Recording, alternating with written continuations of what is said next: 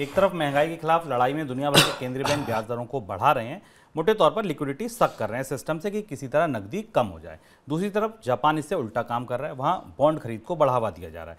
Bank of Japan ने एक बार फिर से गैर निर्धारित बॉन्ड यील्ड कार्यक्रम की घोषणा की है। करीब $1.4 ट्रिलियन का कार्यक्रम है ये, और इस घोषणा के बाद जापान में 10 साल की जो बॉन्ड यील्ड है वो %0.5 की तय लिमिट से ऊपर चली गई। सर, जापान उल्टा क्यों चल रहा?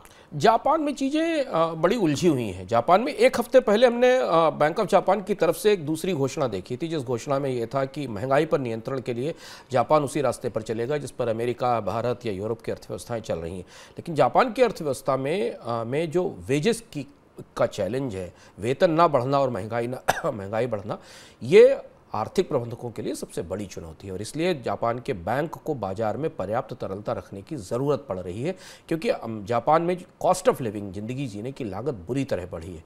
एक लंबा अरसा था जब जापान के लोग बेहद कम महंगाई के साथ और बेहद कम कॉस्ट ऑफ लिविंग के साथ जी रहे थे। अभी इस फैसले का असर हमें दो तरह से दिखाई दिया। जापान में बॉन्ड यील्ड ऊपर गई और येन में बड़ी मजबूती आई।